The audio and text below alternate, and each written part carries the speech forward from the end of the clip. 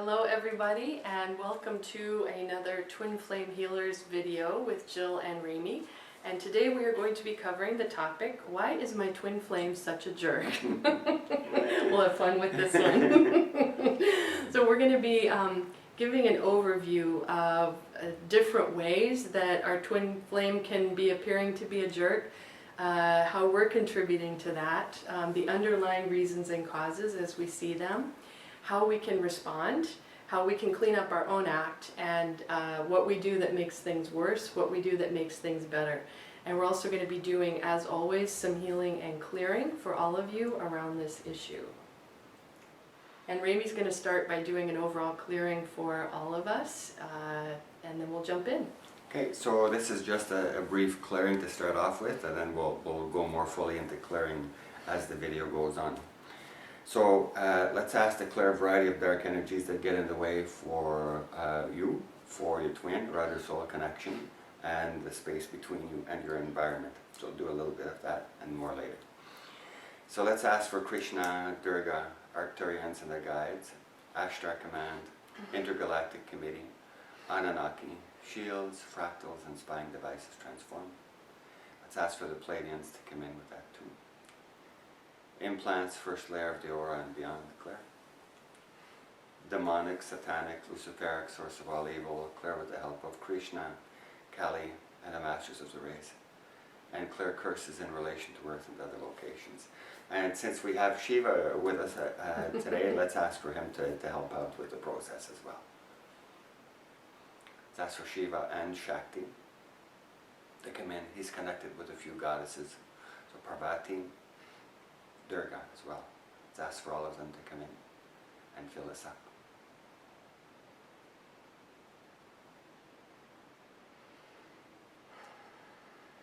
Calming, greater peace. Okay. So back to Jill. Feels great, huh? Yeah.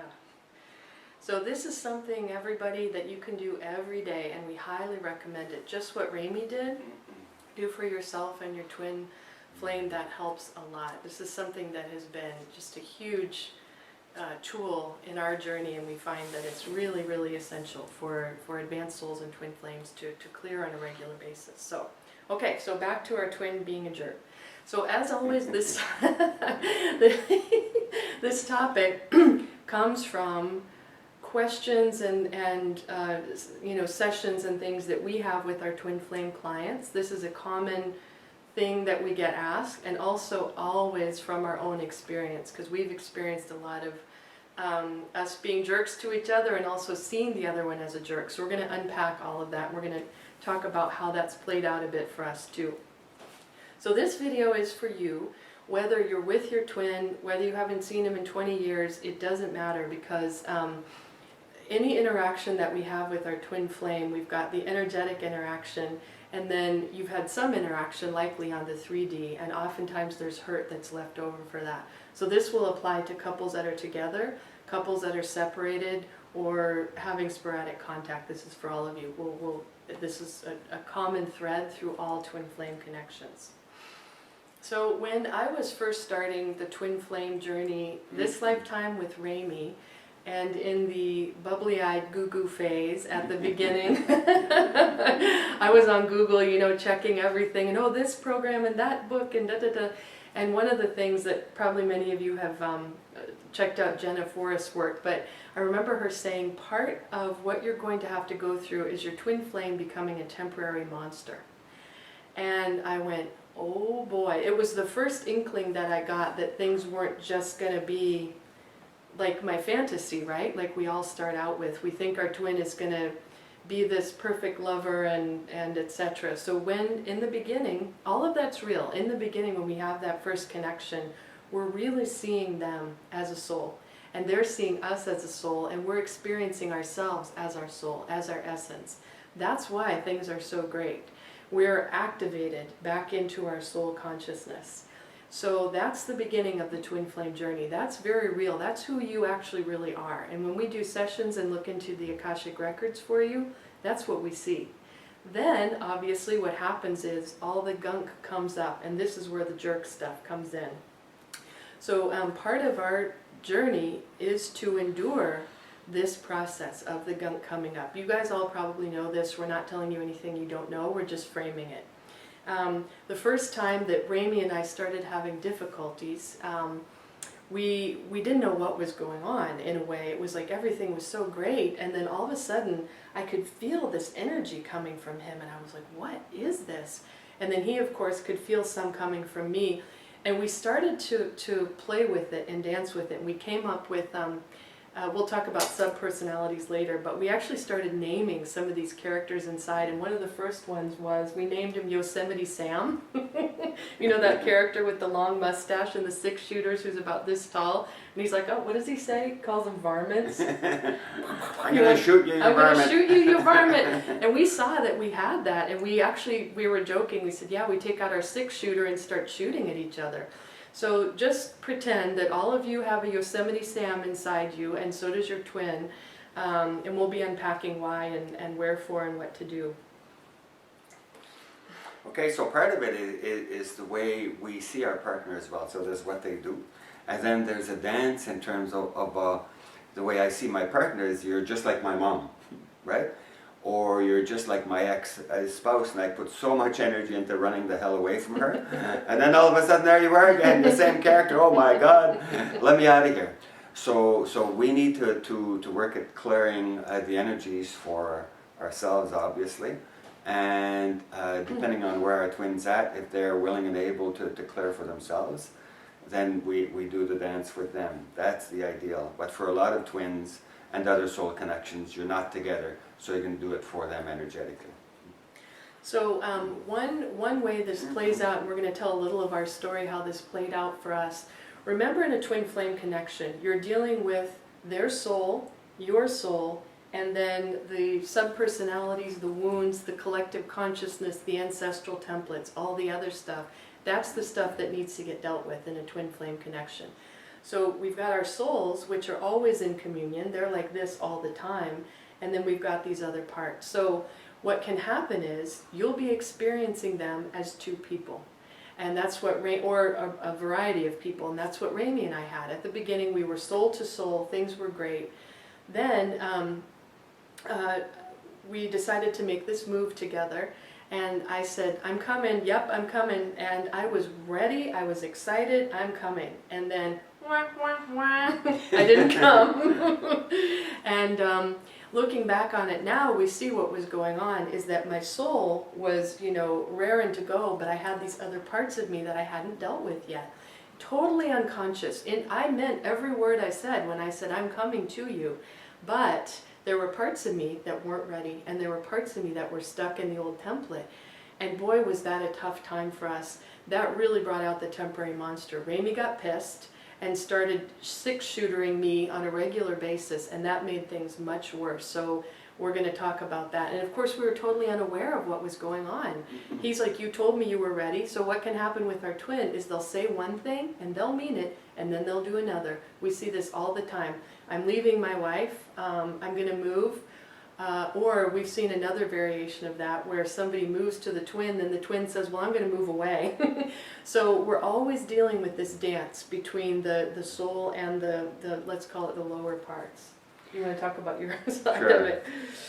So what was happening to me is Jill said, okay, we agreed, we're coming together. So, and we were guided to go to this dinky little island, which is quite wonderful, but there's nothing there. So here I was in Vancouver, Canada, Jill was in Indiana, the USA, and so we're coming together. And we're guided to go to this little place so we can go purified, we go to a higher level, and we serve more broadly. So I give up my practice in Vancouver, and I'm so looking forward to being with my treasure. Oh my God, it's so extremely exciting.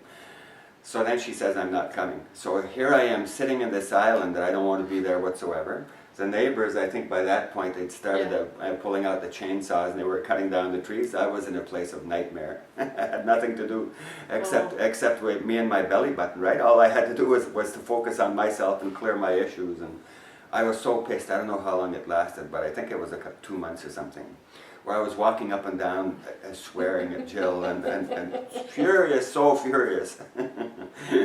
And totally the feeling is you destroyed my life. I didn't want to talk to her, I didn't want anything to do with her, to hell with you.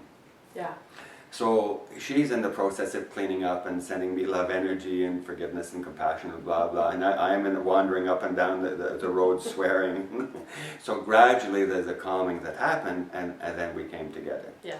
And so there were glitches and complications, but that's one aspect in terms of dance between, she saw me as a very yikesy character, I saw her as very yikesy, you're not reliable whatsoever, you don't love me enough, and so forth. So the freaking out is part of the gig in terms of all our layers, all our stuff comes up to the surface to be healed at that point. And then things go wonderful after that for a while, hopefully. And then more stuff comes up to the surface. Another glitch happens, and then guess what? More stuff comes up. You're not trustworthy, you're not talking to me clearly enough, you don't care about me. So all that gig is happening again. So you're an ogre, you don't love me, you're just like my mom or my ex or the devil, right? And so there's a going back and forth. So for those of you who are together as twin flames and other soul connections, it's really crucial to have the space so you don't stay together and go into major entanglements that get worse and worse. So you can be in separate rooms and so forth if that works for you, or you go for a walk for an hour. For those of you who are apart for a sizable chunk, it's important to test periodically in terms of the connection to see, as you do healing work, to see if it's ready to connect more fully. So there's a variety of things that get in the way. So for Jill and I, that was the physical union, and then, but for some people, it's because of addictions, or it's because of that ex over there. They're going back and forth to their ex, or they're still connected there. They're afraid of losing their kids. Mm-hmm. For some, my poor old pet can't be moved because it's so old, poor creature. So I got to stay here, and so there's fear energy. So part of the gig is to look more deeply and transform. I want to say one thing about that, because oftentimes what we're actually afraid of isn't what we're telling the twin or is the reason, right? So this is a really common one that we had, and we've also seen it all the time with our clients, where the twin is saying, I'm afraid of my kids are going to hate me. But you look deeper and it's actually a whole big host of other things that are underneath there. So this doesn't make sense. You're going, why would your kids hate you? You know, we work with sometimes with people whose kids are in their 30s and they're still afraid. Why would your kids hate you if you're being authentic and honest and et cetera, and blah, blah. But that's they're going to hate me for sure. I can't come to you. But as you, and the twin is going, this makes no sense, but you got to realize there's a lot of stuff under the surface that they're not aware of that's impacting them. So it's always the detective work when we're working with ourselves and our twins. I want to add one thing here about false twins, and we had just in the last week or so several twins contact us and saying, what do you think about false twins? And we worked with somebody who was very convinced that their twin was a sociopath, a narcissist, etc. So we want to state our perspective on that. We have never, in our practice, worked with somebody that had what out there they're calling a false twin or like a negative twin. What we see is that there's a twin flame connection or a soul connection, but that there's so many dark energies that the twin is behaving in ways that seem like they could be a false twin or a negative twin. So we have never seen, because we look in the Akashic records, I can look into the soul records, a negative soul is very easy to tell. We have not ever seen that before. So for what it's worth, we think a lot of times what's happening is two things. There's negative energies that are working through the twin flame, and it can almost be like a semi-possession sometimes. It can be that strong, especially if they've got addiction, drug addiction, alcohol, that opens you up more to negative energies. And then the other twin is feeling that negativity. So let's call it an attachment or a negative energy working through them. That's one. The other thing is there's a part of the twin flame journey. It's one reason we have Shiva with us, and it's what Rémi was talking about. There's an element of the twin flame journey that is about destruction and destroying. Shiva destroys what is false so that the real can emerge. That's what your twin flame is doing for you all the time. So Rémi said to me during that time, you're destroying my life. And he was right. I did. I destroyed his life, and he destroyed mine.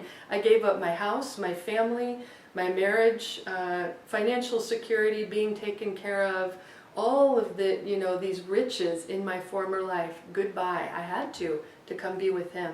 And he had to give up, as he said, his practice and his, he had to give up his identity. He's still very credentialed, but he had to become very weird to be with me too, like sitting here and doing these types of videos, right? That's not approved by the American Association of Marriage and Family Therapy. So he really had to give up a big chunk of his identity and a city he loved and all of that. But it's deeper than that. It's not only that the twin flame journey often causes us to give up external things that we're very attached to, but it's destroying, let's call it our ego. So it's destroying the old templates that we wear to protect ourselves. We feel safe in those old templates a lot of times, even if they're smothering us or confining us. The twin flame rips that cloak right off, and there's nowhere to go but into deeper vulnerability and surrender and letting go over and over and over again. Boy, do our egos hate that. Our inner children hate that too. I just went through one yesterday where I wanted something to happen and it didn't, and I was like, I didn't feel right in my skin, and Rémi reminded me, he's like, surrender, and I was like, oh, it feels awful. And most of us have no coaching, no teaching, and no models of how to do surrender well. So we interpret it as our twin is destroying our life. It's actually spirit doing it through our twin. It's not this guy's fault. It's actually my soul connecting more fully and his soul, but the dance creates this activation that destroys what no longer serves us, period. And we don't like it. And so we blame this guy. You did it. You're destroying my life. You're the source of these bad things happening to me. I want to say one more quick thing, and I know Rémi wants to add on to this. A lot of times, people do lose their jobs, they lose their homes. We worked with somebody about a year ago. Within 2 weeks or 2 months of meeting their twin, do you remember that? They lost their job, I think they got in a car accident, and their house burned down.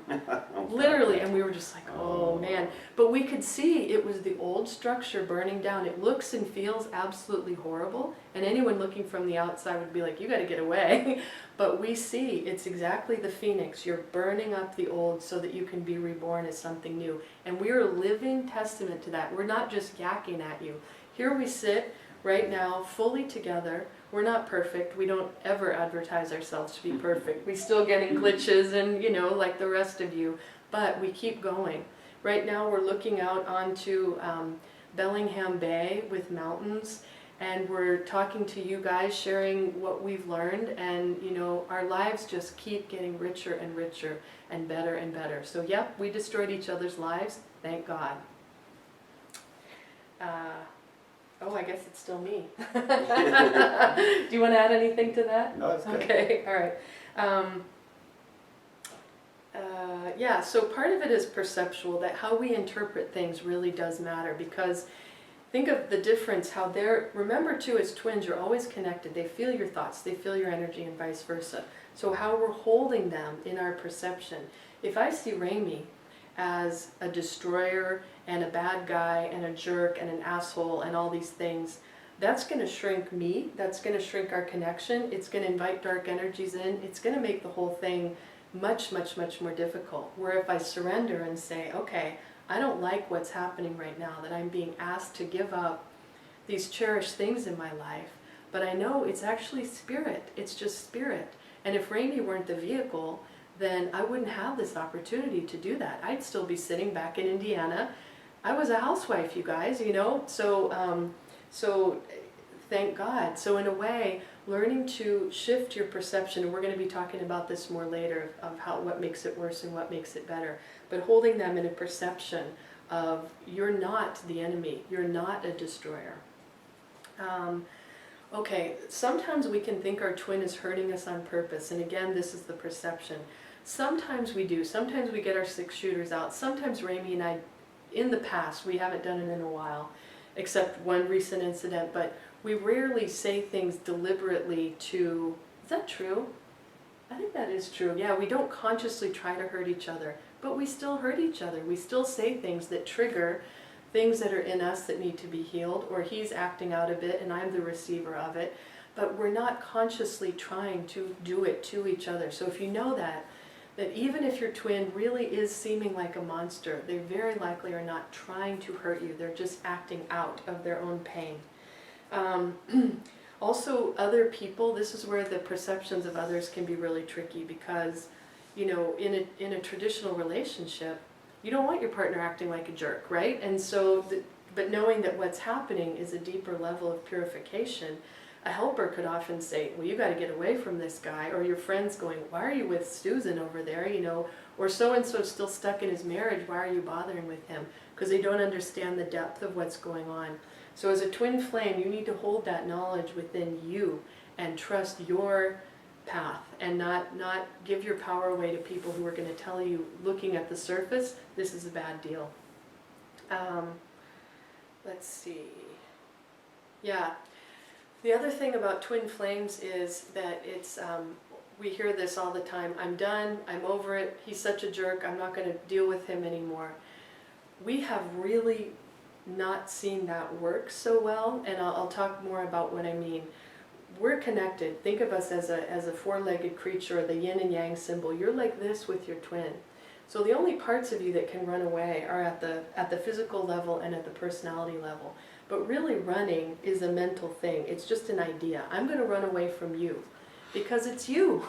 You can't run away from yourself, you know, as much as we'd love to. And boy, do we spend our time scurrying around like rats sometimes, trying to get away from ourselves.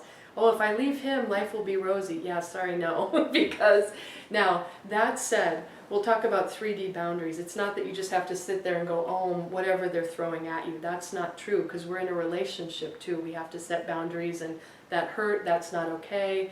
If you're going to use drugs, I'm going to be over here, that kind of stuff. We'll talk about that. But this is more at the spiritual level and the perceptual level. Anything else you want to say about that? Yeah, just a couple of words that we've worked with 3 couples where there's so far that we know of, where there was actual physical violence. So there are various things that can happen in terms of damage and destructiveness. And we were going to talk about that later, but I think it's a good place to, as Jill is talking about, is to put it in now. That the goal is not to put up with whatever from our twin flame or other soul connection. We need to set some clear, strong boundaries and say some things are, you know, just not acceptable to me. And that'll vary from person to person and couple to couple. But as we said earlier, part of the goal is let's create space and let's create connection at different times, so so we can go more and more fully into union and commune more and more fully with spirit in the process. And with some twin flames, they won't be available for quite a while, and so we keep doing clearing for you and for them in the process. And we'll talk more about 3D and what to do in a little while. Okay, over to you. Okay. So why are they behaving like jerks anyway? So you think in terms of a lot of the acting out, I'm so sorry guys, but this is part of the gig, right? So who does the substance abuse thing? The tendency is for males to do more of that. Who does the fooling around, going into affairs? There's a higher proportion of males, although there's quite a high proportion of females that do it too. Who does the violence? It's more likely to be males.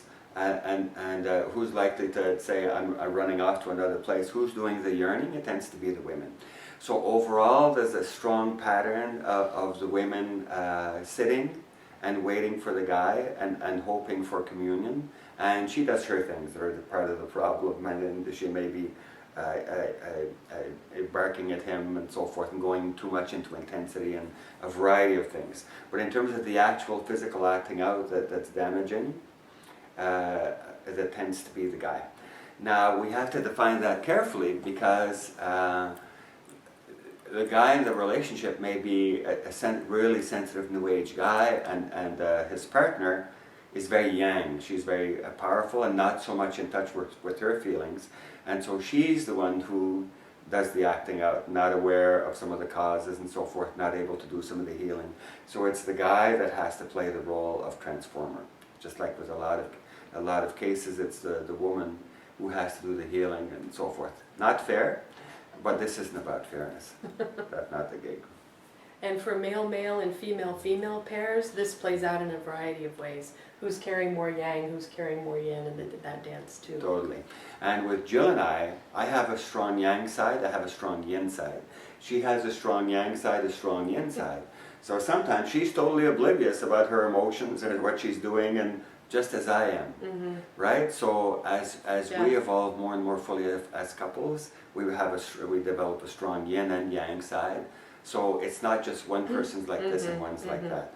If we think I'm the victim and that other guy, guess what? You're out to lunch, guaranteed. Yes, guaranteed. Guaranteed. Yeah. So so part of it is we're reacting. We may not be in touch with it, and that's why at the beginning we did a clearing of various energies, and you may or may not have felt that.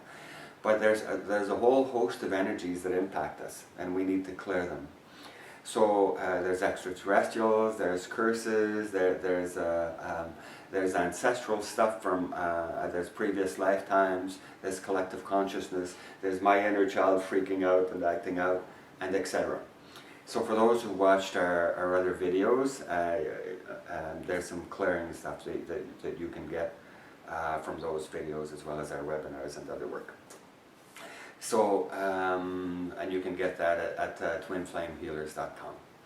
Now, part of the issue is that as we connect more and more fully with our twin and with our soul connection, other soul connections, the energies coming in become really powerful. They are really powerful to begin with.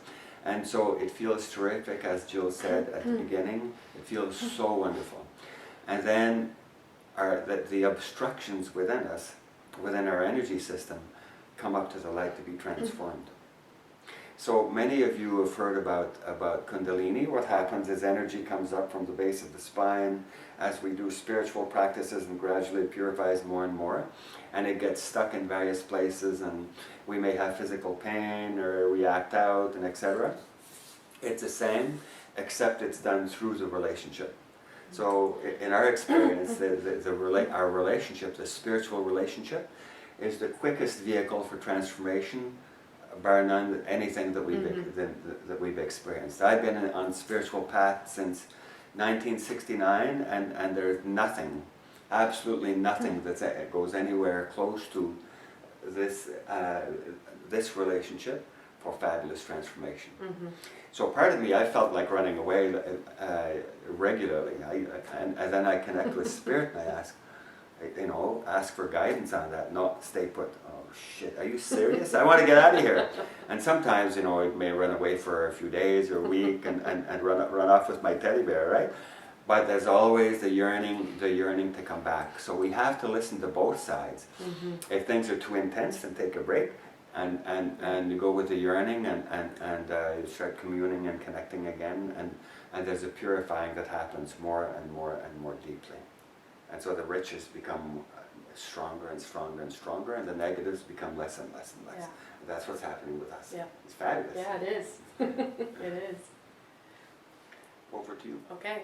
So part of the issue is that a lot of twins don't know where this is going, because we're pioneers. This is the first, they talk about first wavers and second wavers and third wavers of twins, but the first wavers, haven't even been around that long either. So we haven't seen the fruition of a lot of, let's call it, illuminated twin flames on the other side of this journey and go, that's where we're going. Okay, then it's worth it.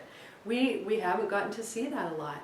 So that's one reason why we share the stages of our journey, so you guys can see where this continues to go. We're not sitting up on the pyramid top yet, but we continue to more and more and more, the more that we purify, and that we want to be a living, a living show of what this looks like in real life. That's why we come on here and do this and share our experience too.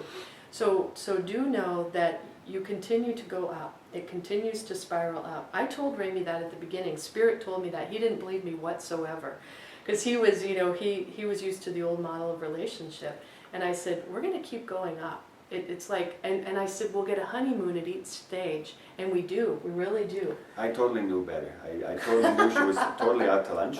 I had all this training up my yin yang, right? I got a couple of university degrees relating to this work, and then I became certified, 5 years of intensive training after that, and became a couple and family therapist, and worked for years and years in the field, and gave workshops internationally, and blah, blah, blah, all this stuff. So I knew. However, I was totally out to lunch in terms of this, because the goal is not you go through a wonderful thing and then you cope the rest of your 40 years together, or 2 years together, whatever it is. The issue is we become more and more purified, and that's what the twin flame relationship does, that the vast majority of helpers don't get. That's right, that's exactly right. That's such a crucial point. So we can tell you from experience, if you continue to do the clearing and healing and all of these things that we talk about on all these videos and that you're getting from others who know, how to help you, you'll just continue to go up, and it gets more and more fabulous. And yep, you have to endure a death every time. It's initiation. Twin flame is initiation. You have to die, then you're reborn. Die and reborn, over and over. But you go up and up and up, the union gets stronger, you give more to the world. It's a formula, it really is. Okay, so how can we make things worse? Well, we'll tell you some no-nos that we learn from ourselves and we see with our clients. Because when we're in temporary monster mode, Yosemite Sam isn't that bright. He's going to shoot at whatever varmint he sees, whether it needs it or not. And I think I was telling Rémi this, there used to be a law in Texas. I have to educate him about American stuff, right, a Canadian. There used to be a law in Texas, I don't know if it still is, but it was legal to kill someone if they needed killing. Really? So we think that needs killing, I'm going to shoot it, right? So we go into these stupid states, and how we see this a lot, so this is in the no-no category. No harsh, mean emails. Do not do this. If you're in an angry space, take your hands off the keyboard, step away. Step away from the computer or the text. Don't send it in that mode. Clean up your act first. There may be something you need to say to that person. They may have genuinely hurt you. And very likely it's also your projections going on. It's your subpersonalities getting activated. The worst thing that we've gotten into is my Yosemite Sam and his Yosemite Sam shooting at each other across the fence. That goes nowhere. And we remember, this is our beloved shooting at us. It hurts like hell. So don't shoot at them. Sometimes, you may slip, and if you're living together, it's harder because you're in each other's faces more, but really try, don't send the mean and harsh email or text. No, number 2, no name calling, please. Please try to avoid that, because these men are sensitive. We're talking to you women, but we're talking to the men too. When you call him a jerk, an asshole, a narcissist, a sociopath, a loser, I mean, really, we've heard it all. We haven't been that big on name calling. We've done other antics for sure, but boy, does that go deeply. Rémi called me a name for the first time a while ago, and boy, I spent like 2 or 3 hours crying. It was so painful. So please, please try to avoid that. Don't just open your mouth and let it spew out. Step away. If you guys are in person, say, I need a break. I'm really triggered right now. Go clean up your energy, then come back. You need at least one adult in the room to have a conversation. If you're both in inner kid mode or Yosemite Sam, it's going to go nowhere. Can I say something about that? Yeah, of course. I called her an ogre a couple of weeks ago, and then I was so pissed with her, right? So I was totally right. And then shortly after, I go, oh my God. And then I ended up going into hating my guts for a day. And so I had to work at resolving this. I had to apologize to her a number of times. And then I had to work at clearing my self-hatred, which I was putting on to her. And then I had to look at what were my fears, because she was proposing something that scared the hell out of me. So I had to deal with my fears and in relation to that, so look at really clearly what was going on. So then it could transform, and then we worked at trying to connect. And then we've gone up to the next level since then. Yeah. Like this was 2 weeks ago. Something like that, yeah. So since then, and this keeps happening to us, we either of us screws up, and then or both, and then we go downhill, and then we resolve, and then we go higher and higher and higher and higher as we go. Fabulous. Very terrible, very horrible. We see parts of ourselves. Oh my God, are you serious that I'm like this? and my beloved too, she's like this, and we have to forgive, go into compassion more and more deeply, and we commune more and more as souls. Fabulous thing.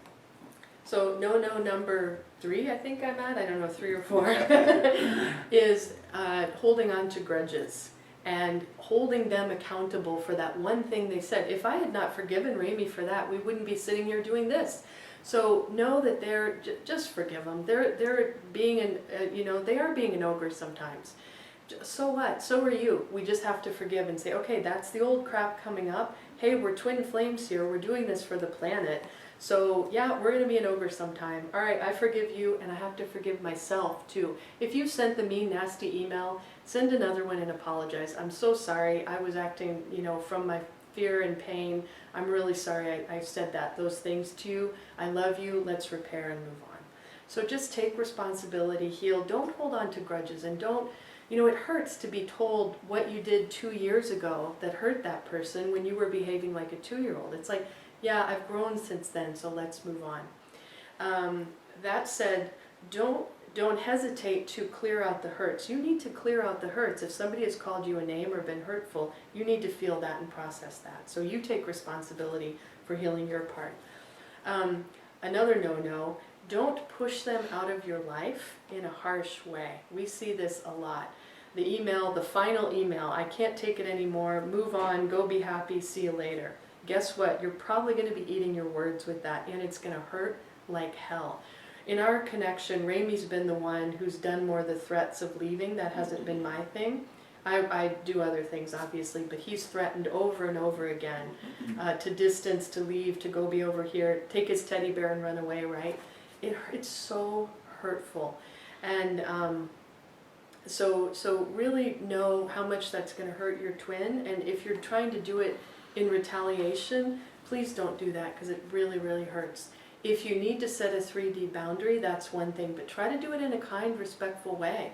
If they're drinking or doing drugs or chasing other women, you can say, I'm not going to be your lover while this is going on. I'm going to go over here and focus on healing for you, or you don't even need to say that. It's okay to set a boundary, but try to do it in an I statement way, not a you. You're the ogre, you're the jerk, I'm going to go over here. Speak for yourself. I need to focus on healing right now, and this is hurting me too much, or something like that. So really, as much as you can, try to speak in a way that is acknowledging them as your beloved. And I'll just say one more thing, I think, and then we'll go to Rémi to do some clearing and healing.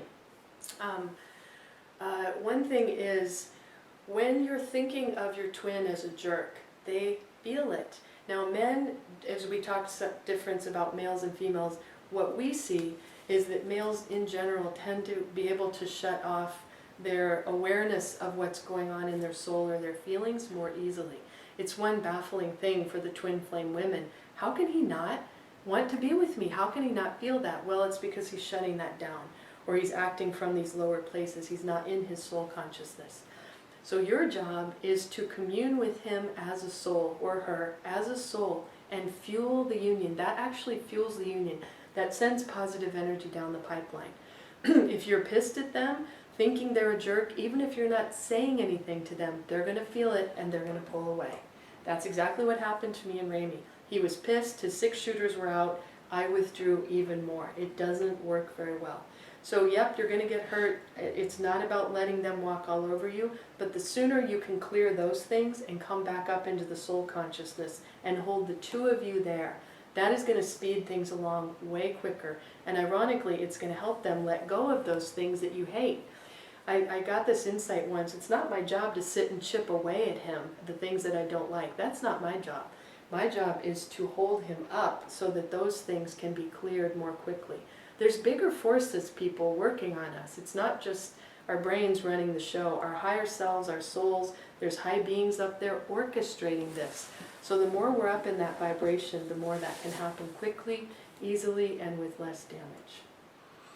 One of the things as well in terms of all this is that one of Jill's favorite things to say in the past was, I'm innocent.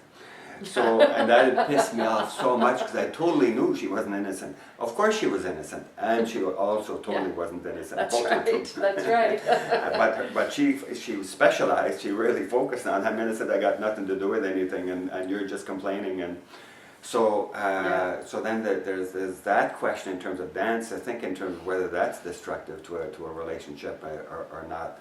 And the title in terms of being jerkhood, right? Who's the jerk and who's not the jerk, right? And what's the definition exactly? Yeah. The various ways of shutting out our beloved and acting out and being damaging and so forth. We really need to look at ourselves in terms of what we do and how we do it and what our partner says. The goal is not to do whatever they want. The goal is for us to be in a relatively safe place, to work at communing more and more fully with Spirit, to do healing work more and more deeply, and to be open and honest as much as we can with the other. And if we feel we can't, to talk about that too, and the impact on us and on the relationship. There's a variety of other things about that, but that's a different video. Yeah. So, am I doing clearing? You're doing clearing, yeah. All right. Okay. So everybody, let's go in. Just be in awareness. Just sit with yourself.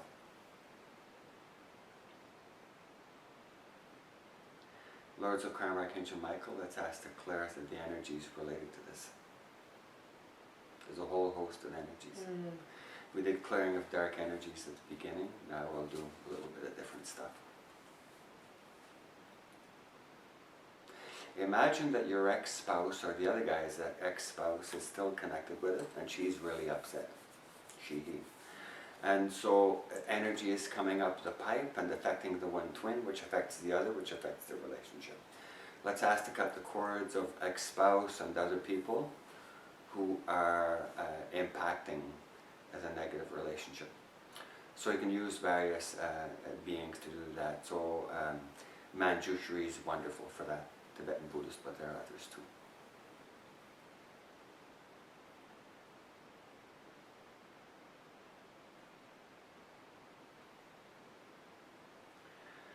And let's ask to clear the parts of us that are damaged from previous lifetimes, templates we've gone through, being spiritual warriors, having been whatever, abused this lifetime, previous lifetimes. There's damage in our system, and so energy, when it comes in, it hits those stuck areas, blocked areas, areas of negative energy, and brings them up to the surface to be transformed. Lords of Karma, Archangel Michael, clear. The subpersonalities, the parts of our energy field that are stuck.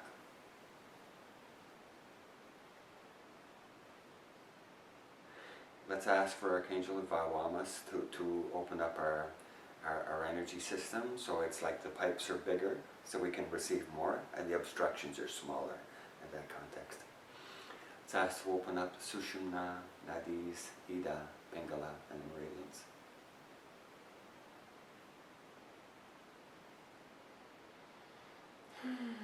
Let's ask to repair the grounding cord so we're more in a solid place. It's absolutely crucial for us to go to a place where we're stronger and stronger, more solid, more protected. We've talked about that in other videos and in our webinars and so on. So let's ask for more grounding and protection. For some of us, like for me, I worked for decades at becoming more grounded and more in my power and blah, blah, blah. Parts of me didn't want to be here. To hell with that. I ain't doing this. I didn't know. That's what I did. I saw all kinds of healers to fix it. No way in hell, bucko. I ain't fixing this. Right? So we have to see the depths of ourselves that are blocking as well. So just have the energy go in really deeply into the cores, the core parts of yourselves that are blocking. Blocking union, blocking being here, blocking going more fully with mission, blocking communing more fully with God, the Creator, universe, whatever word. What are those?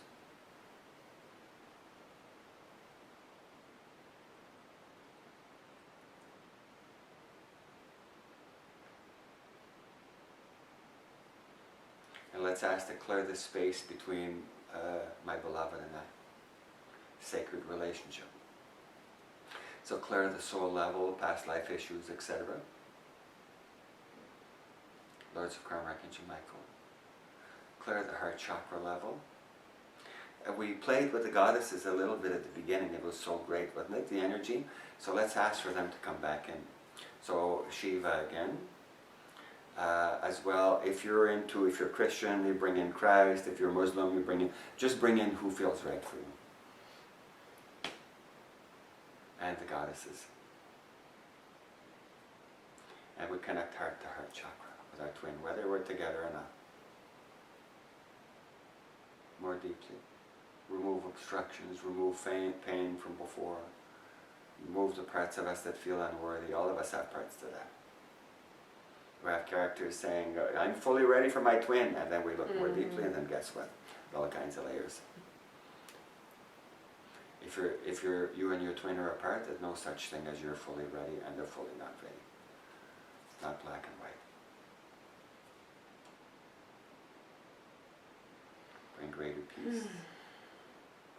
And you ask Spirit to send energy to the parts of them that are blocking, that are terrified, that feel unworthy of you, that are afraid of hurting you.